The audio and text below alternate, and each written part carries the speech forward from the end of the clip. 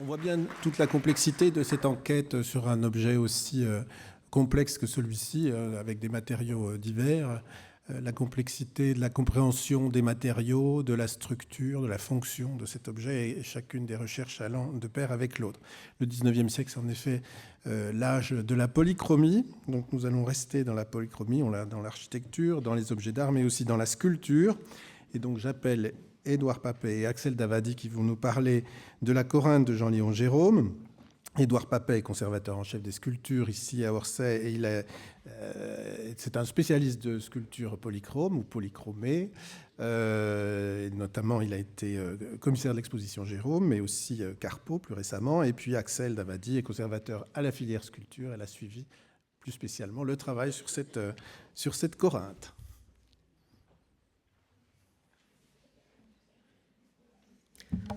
Bonjour, merci d'être aussi nombreux, c'est un plaisir. Donc nous allons vous parler, chacun dans notre champ, d'une restauration qui là aussi, comme le beau secrétaire de la reine d'Italie, est une opération complexe, sur une œuvre assez éminente, qui était au moment de son acquisition une des grandes acquisitions en sculpture pour la collection du musée d'Orsay en 2008.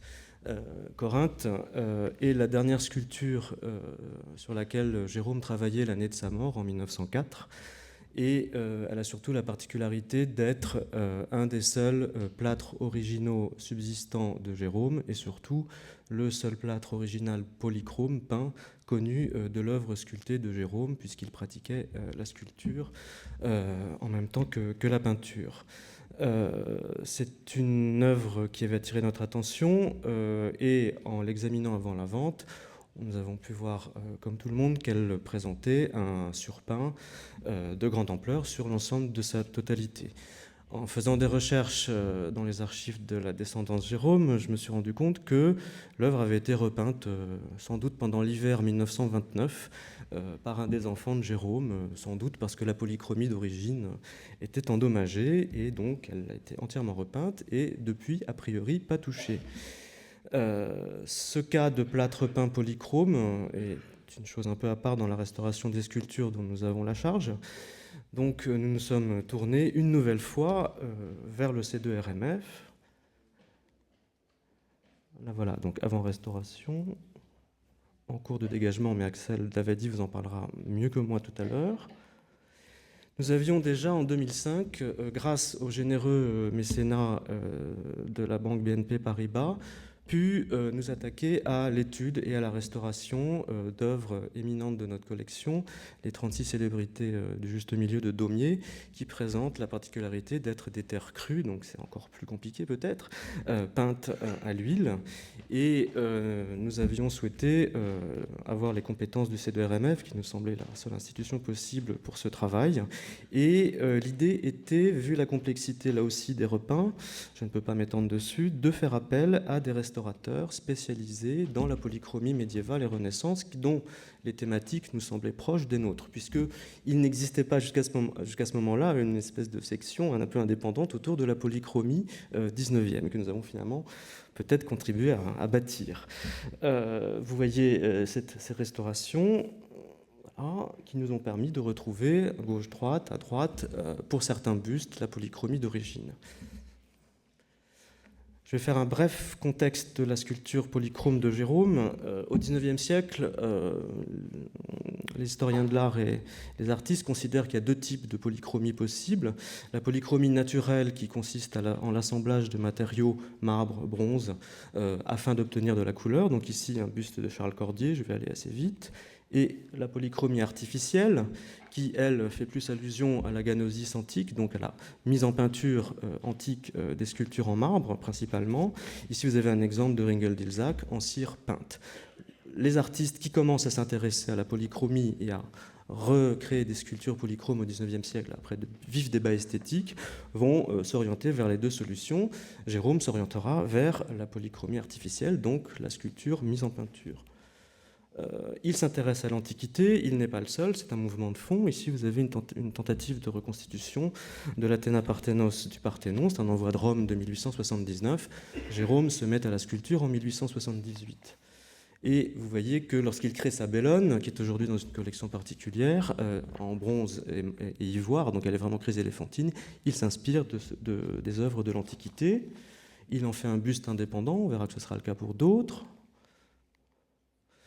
Au même moment, son grand ami Frémiet, lui aussi, pratique la sculpture polychrome, de manière plus rare évidemment, mais lui aussi va peindre des plâtres. Donc ici, Credo, qui est conservé dans nos collections, est un plâtre peint avec de l'atontis, comme pour les papiers peints du Second Empire, comme on les réalisait dans les années 1160, de la poudre de velours contrecollée. Tous ces gens regardent aussi, bien évidemment, vers ce genre d'œuvre qui était très célèbre au XIXe siècle, la Orana, ce buste en marbre peint. Donc vraiment, on est dans la technique de la sculpture peinte. Il y avait eu des exemples précédents qui étaient connus en France, comme cette reconstitution d'une Vénus antique en marbre peint et doré, des années 1850. Des tentatives de reconstitution de polychromie antique à la peinture à l'huile sur des moulages en plâtre. Jérôme connaissait tout cela.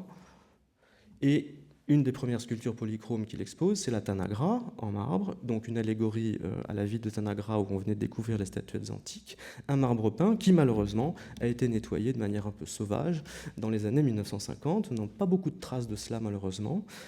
Pour vous donner une idée, voici une photographie ancienne où vous voyez que la polychromie est finalement assez discrète. Elle est répandue sur la chevelure, les seins, la statuette que tient Tanagra, et l'ensemble du corps était passé à la cire chaude teintée afin de recréer l'idée des carnations. On a une bonne idée de ce que ça pouvait être, puisque Jérôme en a réalisé un buste autonome qui, lui, a préservé sa polychromie. Là, on est au plus près de la ganosis antique, c'est de la peinture à la cire teintée de pigments. Jérôme s'intéressait de très près aux découvertes archéologiques de son temps, le fameux sarcophage d'Alexandre découvert à Tyr par son élève Osman Hamdi Bey, fondateur du musée d'archéologie de Constantinople, qui lui envoie des détails précis. Il y a toute une correspondance entre Jérôme et Hamdi Bey sur les techniques de la polychromie antique, puisque enfin, pour la première fois, on avait un des premiers exemples de cette ganosis qui revoyait le jour. Donc c'est une publication allemande à Strasbourg en 1912, des photographies coloriées. Et vous voyez que c'est très proche de la façon dont Jérôme a teinté le marbre de la tête de Tanagra. Pardon. La statuette que tient l'allégorie de Tanagra, c'est un faux Tanagra peint lui aussi en marbre, et, peint sur le marbre et doré. Jérôme s'amuse à faire des autocitations. Vous voyez dans ce tableau qui représente une peintre de Tanagra, vous voyez à droite sa propre sculpture dans le tableau. Cela est bien fantaisiste, évidemment. Quand il se fait représenter par son ami Cormon, il se fait représenter en train de peindre le modèle en plâtre disparu de la bellone. Donc il peint à l'huile sur du plâtre. Et vous voyez que les sculptures polychromes de Jérôme sont toutes en marbre dans cet esprit-là. Il se représente lui-même en train de peindre sa grande sculpture majeure après Tanagra, la joueuse de boules, que voici dans une collection particulière. Et sans doute, ces œuvres influencent assez largement des créations comme ceci, qui est le lit réalisé en argent massif. Alors, les figures s'animent, évidemment, le chasse-mousse bouge quand le Maharaja s'allonge sur le lit. Le premier qui retrouve m'appelle. La Corinthe était prévue pour être en marbre avec des bijoux en bronze doré et sertis de pierres précieuses et semi-précieuses, et juchée sur une colonne corinthienne, puisqu'elle représente l'allégorie de la ville antique de Corinthe. Le grand exemplaire n'est plus localisé aujourd'hui. Il la représente à nouveau dans une variante du tableau précédent. Jérôme pratique beaucoup l'autocitation. Et pour les bijoux, il s'inspire des publications sur les bijoux antiques qui étaient accessibles à l'époque où il était en train de réfléchir à sa sculpture. Donc le diadème, vous voyez, est à peu près le même. La boucle d'oreille est exactement celle qui est conservée au musée du Louvre, ainsi que pour les colliers et les pendentifs. Donc je laisse maintenant la parole à Axel pour la restauration complexe de cette œuvre. Merci beaucoup. Donc effectivement, l'œuvre est arrivée en 2009 chez nous. Et habituellement, quand on nous demande de travailler sur des plâtres du XIXe siècle, ils arrivent dans cet état-là, c'est-à-dire sales et éventuellement cassés, ou bien dans cet état-là, s'agissant donc de ce plâtre de Pradier, très connu, ripolliné au milieu du XXe siècle, ou bien la dernière intervention que nous avons faite a porté sur cette œuvre de Bosio, qui était aussi bien peinte que quelque peu fragilisée.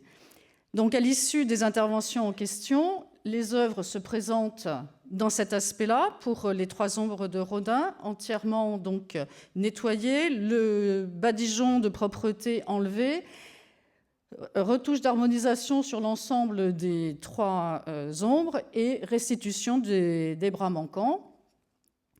Pour le satyre et nymphe de Pradier, il s'agit là d'un dégagement d'une peinture XXe siècle, donc il a fallu à l'époque aussi demander des analyses pour trouver les solvants capables de rendre un aspect plus semblable à ce que Pradier avait pu faire dans son atelier.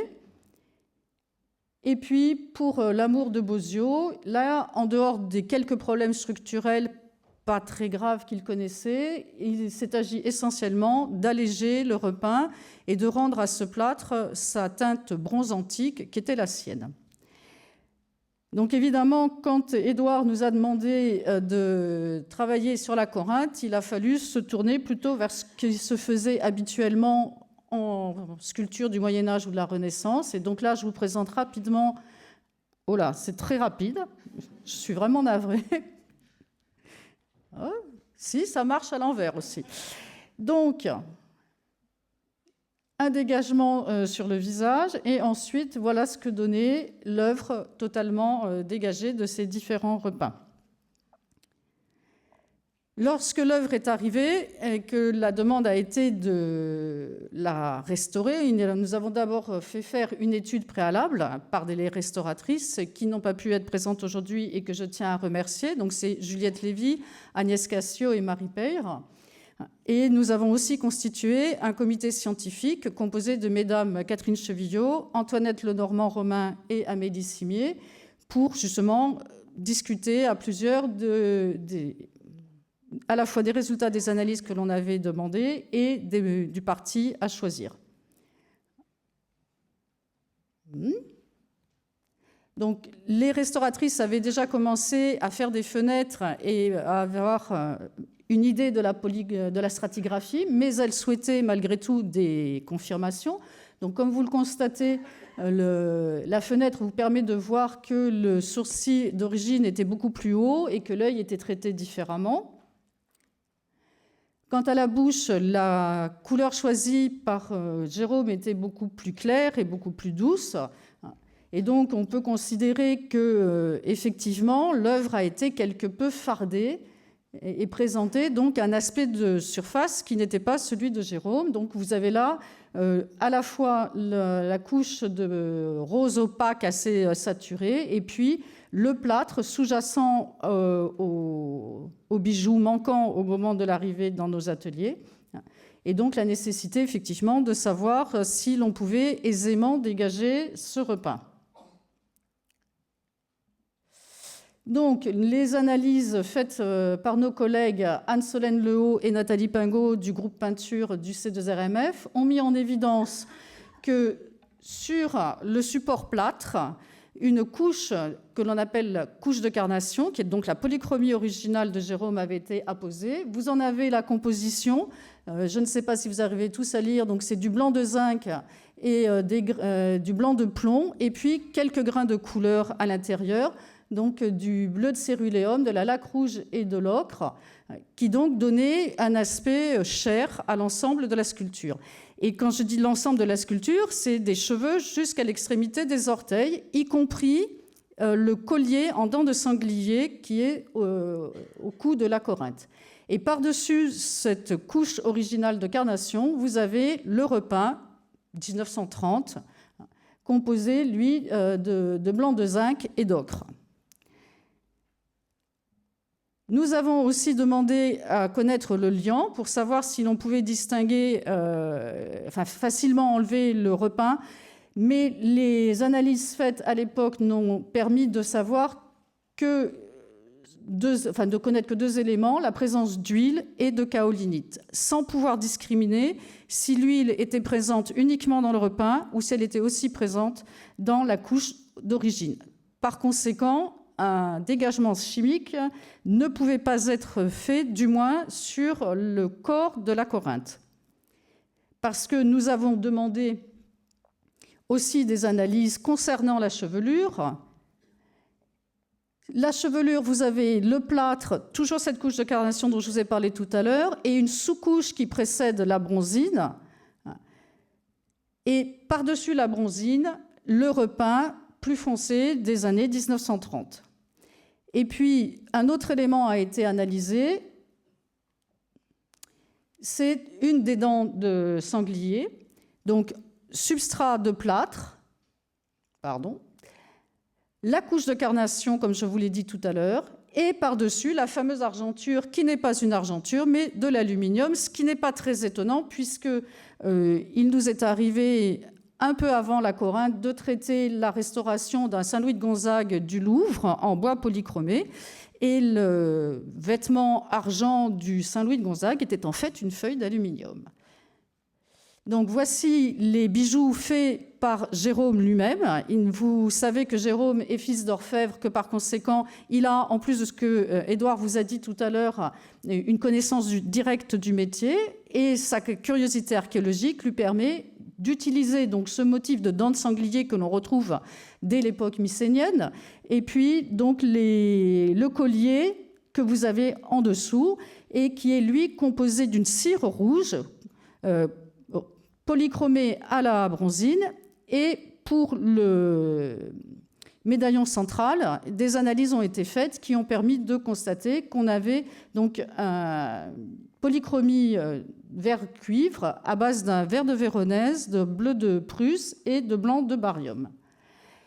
Oups, alors là, je suis encore allée trop vite, je suis vraiment navrée. Donc, le comité scientifique s'étant réuni a effectivement pensé que, compte tenu des quelques zones lacunaires que l'on avait et compte tenu de l'état de la Corinthe, il fallait procéder au dégagement. Ce dégagement a donc été mené au scalpel à raison de 2 cm² par jour.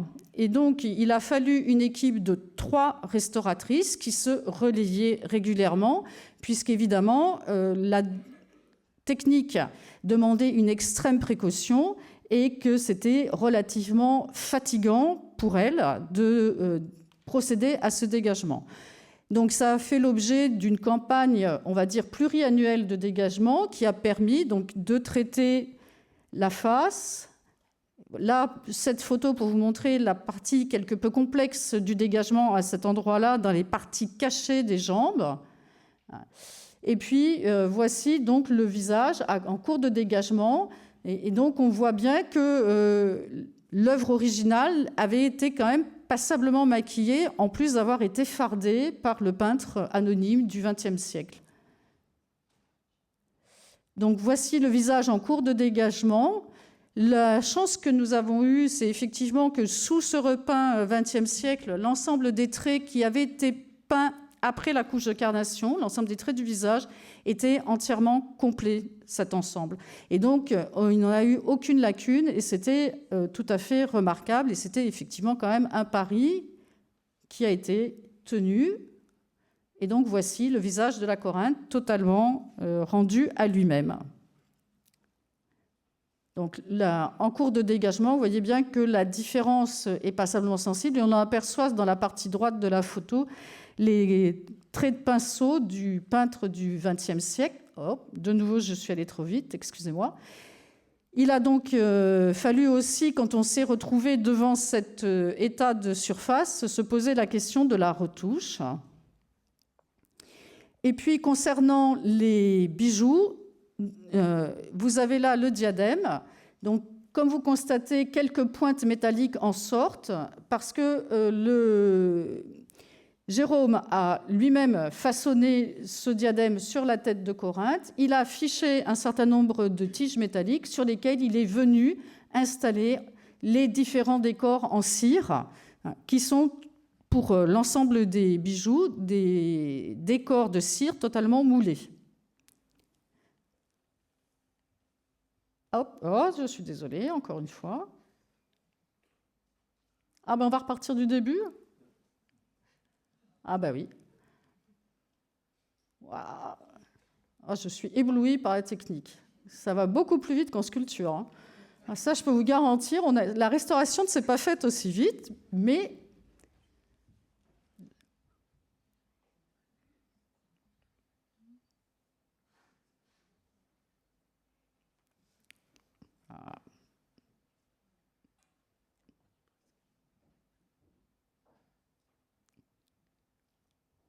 Donc, nous arrivons là sur les bijoux. Comme vous pouvez constater, donc, les bijoux sont manquants sur certains des doigts de la couronne, puisque ce sont les parties les plus fragiles de cette sculpture, en dehors des jambes et des bras qui sont en saillie. Mais les bijoux sont fragiles puisqu'ils sont composés à la fois d'une cire rouge et de fils de métal, et qu'ils ont souffert des différentes manipulations dans la famille de Jérôme, et sont donc actuellement à l'état manquant. Mais bon, ils imposent des conditions de conservation qui permettent de la cohabitation aussi bien de la cire que du métal. Et donc, sur cette photo, l'état donc de la polychromie d'origine, même si on peut considérer qu'on avait un état globalement satisfaisant, il y avait malgré tout des zones lacunaires et des retouches ont été faites. Concernant les bijoux, donc vous avez là une des colombes et vous pouvez constater la façon dont Jérôme a procédé. Il a fait un cabochon. La colombe a été moulée en 2 parties et les 2 coques ont été assemblées de manière en même temps à inclure le fil de métal qui permettait donc de suspendre la colombe au cabochon et à l'oreille de la Corinthe. Et voici la Corinthe totalement restaurée, dégagée de ce repeint XXe siècle et telle qu'elle peut s'offrir à vos yeux dorénavant dans les salles du musée d'Orsay. Je vous remercie.